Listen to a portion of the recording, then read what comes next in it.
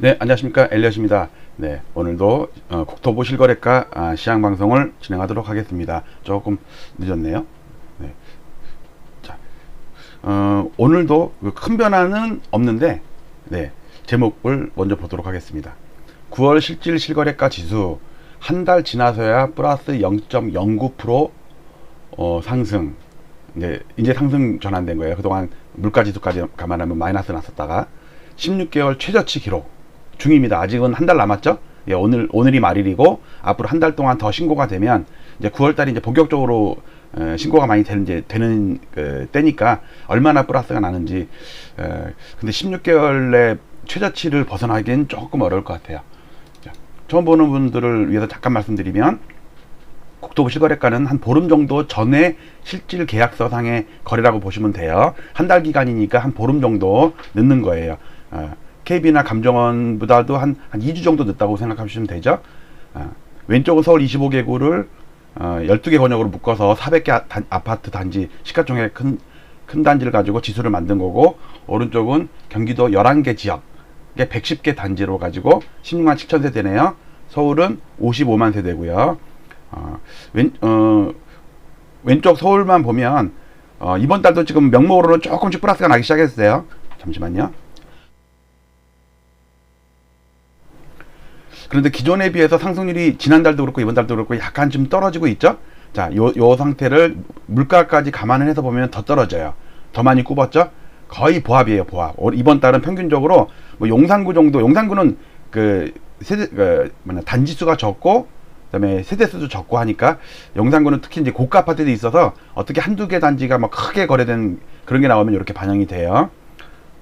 양천구는 좀 약하고, 강남구도 약하고, 뭐 강동구도 약하고, 뭐 좀 센 데는 뭐 금관구 여기 정도, 그다음에 송파구는 좀 세네요. 용산구 아까 말했듯이 세고요. 경기도는 좀 들쭉날쭉이에요. 군포 3번 세고, 일산 세고, 그 반면에 뭐 광명은 확 떨어지고, 수원 광교도 떨어지고, 부천 중동 떨어지고, 경기 구리 떨어지고, 용인 수지 떨어지고. 네. 요걸 갖다 두 달치를 나눠서 보겠습니다. 위에 8월달, 밑에 9월달. 이건 명목이에요. 우리가 맨날 KB나 이런 데서 보는 그런 지수들이죠. 8월도 이제 2%, 1% 뭐 왔다 갔다는 하지만 전반적으로 예년에 비해서, 그러니까 뭐 7월, 6월 달에 비해서 상승률이 많이 떨어진 상태고요. 9월은 이제 막 신고가 됐지만 한 달 정도 지났으면은 거의 지난달 거를 막 따라잡을 정도는 되는데, 이번 달은 상당히 약해요. 아직 마이너스 난 달은 없고요. 지역은 없고요. 뭐 대신 경기도는 마이너스 난 지역이 조금 몇 개 있네요. 자, 이거를 갖다가 물가까지 환산. 매일매일 보면서 무슨 물가를 환산하는 게 뭐가 중요하냐 그러는데, 큰 변곡점을 찾을 때는 물가로 환산한 게 정확했어요. 그동안도. 해외 증시랑 비교할 때도 그렇고, 우리 지금 35년 동안의 사이클을 연구하는 거니까, 9월 달은 지금 플러스 마이너스 막 섞여 있죠. 그러니까 이제 약간 뭐 강보합 정도? 근데 이제 이거는 물가가, 제가 시뮬레이션 한 거는 0.6%거든요. 뭐 최근 3년 동안의 9월달 평균. 근데 지난달 8월달도 시뮬레이션보다 더 실질 지수가 더 높게 나왔어요. 만약에 내일은 1일이고, 원래 2일날 통계청에서 소비자 물가 지수 발표하는데 휴일이니까, 이거 또 월요일 또 휴일이죠. 대체 휴일이죠. 그러면 화요일날, 이번에는 되게 늦게 발표하는 거네. 그때 발표하는 게 0.6%보다 높을 확률이 되게 높아요. 그러면 얘를 더 깎아내릴 거예요. 그러면 8월, 9월 달이, 그러니까 월중 고점은 8월 달, 그 다음에 종가상 고점은 9월 달, 이 가능성이 지금 상당히 좀 높지 않나, 이런 생각이 좀 들어요. 거래를 보면 저 까만 게 9월 달이거든요. 지금 한 달 지났어요. 아직 한 달 남았어요. 신고 다 취합하려면. 그런데 지금 한 달 다 지난 사이에 거래 취합된 게 1099건, 1100건밖에 안 돼요. 그러니까 이번 달은 아무리 잘해도 3,000건을 넘을 수가 없어요. 그러면은 뭐 16개월 내 최저치가 아니라 이번 상승한 9년 동안 상승한 것 중에 최저 거래량이 올해 9월 달에 나올 수가 있다. 그 얘기는 변곡점일 가능성이 되게 높다. 그 말씀을 좀 드릴게요. 다른 달은 요 노란 달은 8월 달인데 이제 뭐 거의 다 신고된 거죠? 네. 그다음에 요거는 이제 이 방금 전에 날짜로 취합된 거를 남은 날짜를 시뮬레이션에서 계산을 하면 요 빨간 거는 거의 고정이에요. 이제 뭐 하루만 더 신고되면 돼요. 그러니까 내일 신고 다운받는 게 오늘 거 신고되는 거죠. 그러면은 내일까지 하면 다 취합이 되는데 뭐 며칠 정도 거의 변동이 없었어요. 그러니까 평균치. 그래서 익스펙테이션 1190건 정도, 아니 4190건 정도, 지금 4148건인데 오늘까지 신고된 게 시뮬레이션 하면은 막판에 날짜 지나서 오버해서 좀 그 기한 넘겨서 신고하는 것까지 다 감안하면 여기서 한 50건 정도는 더 늘어날 수 있다. 그래도 평균치밖에 안 돼요. 근데 문제는 이번 달 9월 달이죠.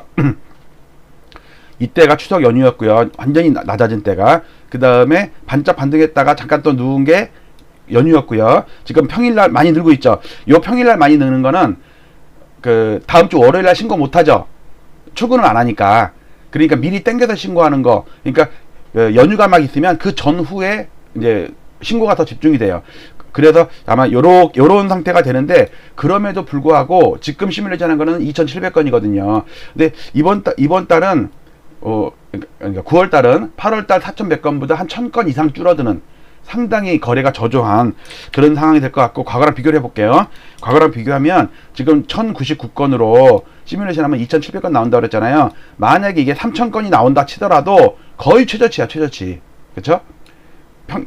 예년에 3,700, 6,800, 7,200, 11,000 이런 9월 달에 비해서 지금 3,000건도 안 된다는 거는 되게 거래가 없는 거예요.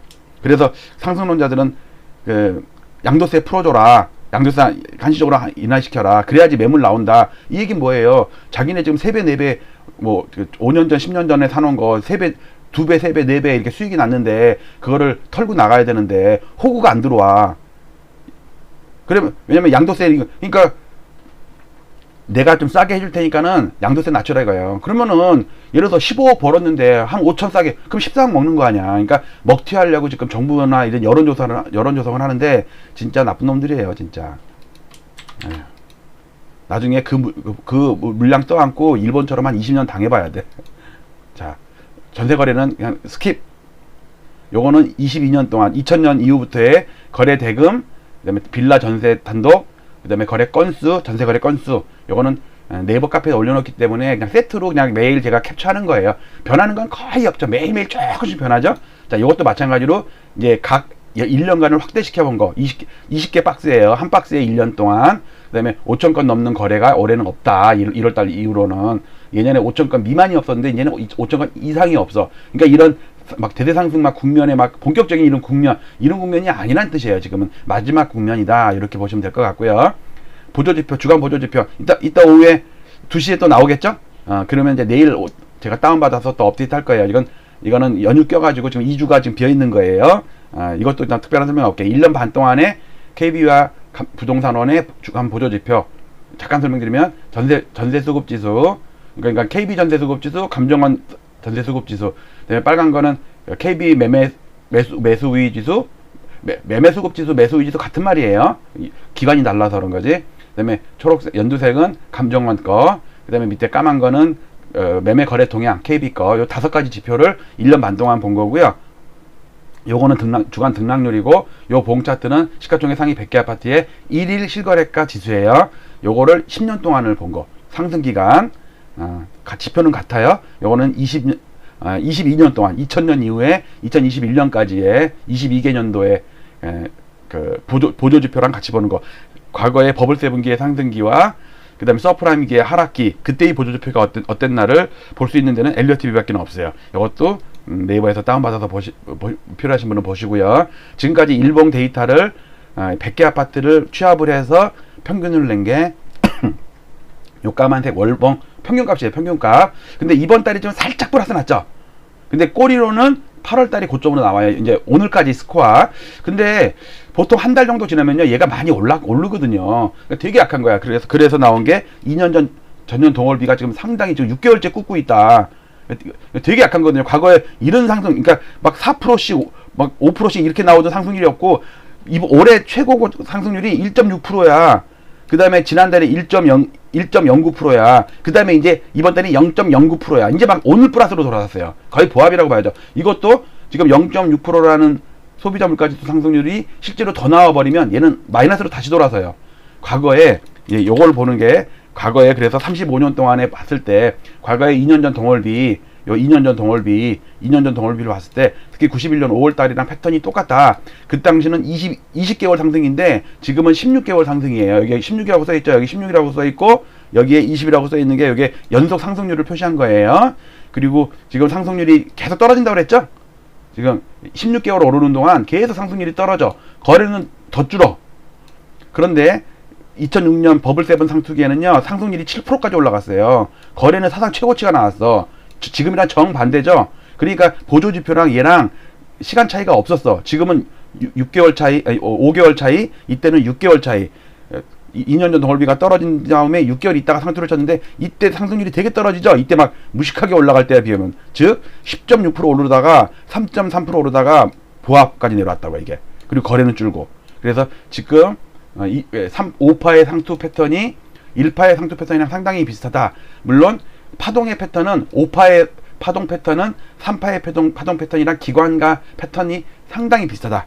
요걸 말씀드리고요. 요 세 부분 1파, 3파, 5파의 꼭지점을, 자 요거 3파예요. 버블 세븐 상투기 5년 동안 확대시켜 놓은 거. 요거는 1파의 꼭대기 91년 5월달 노태우 때 5년 동안에 확대시켜 놓은 거. 그다음에 요거는 지금 거를 뭐 앞으로의 1년까지 감안해서 5년간, 왜냐면 기간을 일치시켜야 되니까 요 세 개를 비교해서 연구하실 분 연구하시라고 네이버에 카페에 올려놓으니까 이거는 매일매일 변하는 거니까 필요하신 분, 원하시는 분. 그래도 카페에도 가입을 많이 해주셨더라고요. 거의 한 1,500명? 어우, 처음에는 그냥 했을 때만 50명, 100명 밖에 안 됐는데 데이터의 욕구가 많은가 봐요. 이렇게 왜냐면 화면에서 보는 거랑 좀 실제로 자기 차트로 확대시켜 보는 거랑 다 다르잖아요. 핸드폰은 또 화면이 작잖아요.